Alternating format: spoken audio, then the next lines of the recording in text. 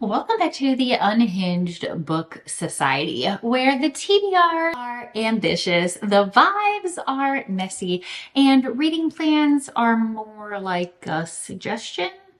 Today we're doing two things. We are processing the absolute dumpster fire that was last month's TBR prompt video and books selected in that video.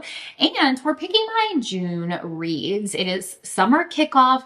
I am excited. I'm very, very hype for this. I went ahead and used ChatGPT to make 20 prompt suggestions. We had literally, this is the list. I asked for good TBR prompts. I asked for unhinged TBR prompts. I asked for wildcard TBR prompts and the worst of the TBR prompts. So I have them all set up right here in this jar. We're going to choose them and pick our books, but not before we talk about the absolute dumpster fire that was last month. Okay, so hear me out. I had the absolute best intentions after filming that video to follow the prompts and the books selected to a T, but I ended up not reading a single one. First of all, I DNF'd Funny Story so hard. Second, I DNF'd Self-Care so hard too. That one, I would definitely give a second chance. I just feel like maybe it wasn't the right time for me. It had some potential. Funny Story by Emily Henry is going to be an absolute no for me. I definitely slid it right into the pile of books that I'm never going to read again. The trope remains hated, okay? It is absolutely hated. The next one was the choose a book based on like a bad cover, which for that I chose Five Brothers by Penelope Douglas. I started it. I was enjoying it. Can't find it anywhere. I cannot find it anywhere. I have no idea what I did. I looked in all of my nooks and crannies where I typically store all of my books and I cannot find it. So I'm not entirely sure what happened there. It must have been the ghosts of Penn Douglas past that came and carried it away. Maybe they were mad that I called it a bad cover. Then we had Mary Kubika's Local Woman Missing. This was the one that I picked out by blindfolding myself and grabbing one off the shelf, which rings true because I blindfolded myself to pick it, not realizing that it actually starts for me on page 11. The first 10 pages are missing. So that's going to be a problem. I do want to read it though. So maybe, I might check it out at the library or see if I could get like a free preview or something online somewhere, because the rest of the book appears at least to be here and I really do want to read it. So maybe that's what I'll do. Maybe I'll find like the first bit of it, wherever I can, so I can actually finish that one up. Then we had All the Missing Girls by Megan Miranda, which I really also did want to read, but my cover like fell off of mine. It was in bad shape when I got it. Like, let me not pretend like I bought it full price. It was in pretty bad shape, and like the cover, it just kind of all started to come unglued. So I'm going to find a replacement for that one because I do really want to read that. Maybe I'll try my hand at a little Joe Goldberg. That actually never occurred to me. I could just try and glue it back together, which literally, are you watching this final season that just came up on Netflix of You? I cannot. As you can tell, I am still like reeling about the happenings. I have always loved that series, great series. But this like plot twist we have going on, I'm not going to like say it in case you're planning on watching it and haven't yet. What I will say is whatever you're expecting to be the case, right? When we go back to typical Joe Goldberg, whatever you were expecting is absolutely not. And I just can't not wait for everyone to go to bed so I can watch it. So very exciting. Okay, anywho. So last month entirely fell apart. I ended up reading an entire different selection of books. So 0 out of, I believe, 5 titles from the TBR prompt video were completed. So what we're going to do now is shake up our jar. I'm going to choose 6 and then we'll choose the book to go with them. I think that 6 should be good. Going out on summer break, like I'm a teacher, I'm going out on summer break. So 6 I don't think is too crazy. We still are in the thick of sports, but again, should be fine. All right, here we go. 1, 2, 3, 4, 5, 6. Lucky number 6. Okay. I'm definitely not putting these back. I really am going to stick to the list this time. All right, first up, choose a book where the protagonist is definitely not okay and possibly the villain. I love that. All right, that one's super fun. Then next up, a book you DNF'd before. Why? A book you DNF'd before, give it a second chance. Why though? I added the why though myself. I should have known. I knew that was going to happen. Next up, we have a book with a color that matches your emotional state. All right, there. That one's going to take some creativity. I'm not exactly sure what that means. Then we have read a thriller with girl in the title because you know it's going to be Unhinged. Oh, darn. I don't even know if I have one. I don't know if I have. Oh, I do. I have. Okay, I have one. I know actually, I think I have 2. We'll see.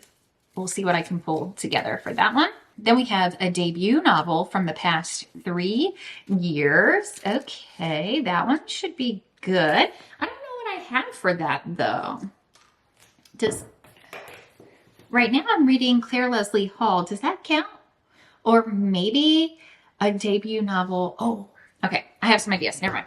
Let me stop with the ideas and just finish this part so we can go on the selection journey.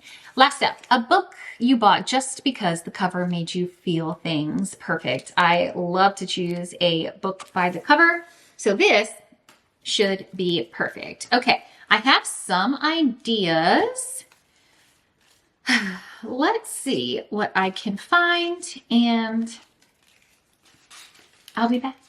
Okay, well that literally took no time at all. It's been less than 10 minutes since I chose the prompts. I actually had way more to choose from than I originally anticipated, and I am quite confident that I will actually follow through with these prompts. Okay. First, we had choose a book where the protagonist is definitely not okay and possibly the villain. I went ahead and chose The Perfect Marriage by Geneva Rose. If you saw the haul video where I unboxed this, I actually have never read one of her books before. So I am very, very excited to read this one that is soon to be a major motion picture. So this one's gonna be pretty good. I have a feeling. Then we had the color one. It was a book with a color that matches your current emotional state. I wasn't entirely sure how to interpret that, so I just went with one that had color in the title, and truly I only had one. So that one it is, and it's called The Pink Hotel by Liska Jacobs. I hope I'm saying that right. This one I actually got in the Books A Million bargain section. Our location hasn't been open for that long, so I've only actually been there twice. And this was in the bargain section the first time I went, but I left it there and it was still there this time around. So I did end up getting it. It says, newlyweds Keith and Kit Collins can hardly believe their luck when the general manager of the iconic opulent Pink Hotel invites them for a luxurious stay. Okay. Obviously there's going to be so many things happening in this book. I'm very excited. I also love the title, and pink is definitely one of my vibe colors. So I'm excited to try that. Then I think that this one was the hardest for me because like I would look at titles and then go and check to see if it fit in. And I checked like 3 or 4 different ones, but the one that I landed on that fit within a debut novel from the past 3 years was Broken Country by Claire Leslie Hall. This one actually was published in March of 2025, so it's only been out a couple of months, and my son actually did give this to me for Mother's Day. I have 3 kids and each one gave me a new book for Mother's Day, so he gave me this one, so I am going to read this. Next, we had a book you bought because the cover made you feel things. And I am definitely someone that chooses books based off of the cover and like vibes. So this one was tough, but I did end up choosing The Last One at the Wedding. And again, if you watched that unboxing video, I talked about this in more depth then. I've never read one of Jason Reculuk's books before, but I think that this one's going to be really good. The cover is just super intriguing. We've got gold foil. Obviously, it just... I don't know. I think it's going to be really, really good, and I'm very excited to read that one. And the dreaded DNF. Guys, I don't know why I put a DNF back in there. I just knew I was going to pick it. It's like I manifested it, and I don't even know why I did that, because that is ridiculous. So anyway, back to a book I DNF'd. I'm going to go ahead with Claire Lombardo's The Most Fun We Ever Had. And the first time I read it, I didn't stop reading it because I hated it. I just stopped reading it because I felt like I had been reading it for so long. My husband and I took a little New Year's trip to Austin, Texas. We live on the East Coast, but we took a little trip to Austin, Texas to go to the New Year's Kill Tony show. If you like watch that podcast, we're like huge fans. So anyway, I took him there for Christmas to see the New Year's Eve show. So I had already been reading it. I read it on the entire flight there. I read it while we were there. I read it on the entire flight back, and I still have this much to go. It is just such a little chunky monkey. I can't even. It's 624 pages. I am on, 412. I still have literally another book's worth to go. I'm going to have to review and go back. There's so many things happening in here already. Not looking forward to that, but I do think that it does deserve a finish. So I guess if I have to. Okay, now the last one, this is what I need your help with because I wasn't sure. It was read a thriller with girl in the title because you know it's going to be Unhinged. And these are the two that I have with girl in the title. I also have Gone Girl by Gillian Flynn, but I'm not going to add that one in here. I already have a couple of longer ones. So I chose The Quarry Girls or The Good Girl. Which one should I go with? You'll have to let me know down below. And then when I get to this one, I'll see which book has the most votes. I think, I kind of want to go with The Quarry Girls, but this one will help me further my reads of Mary Kubica so I could get to her like detailed video sooner. So I truly don't know which one I want to read. You guys definitely vote and let me know.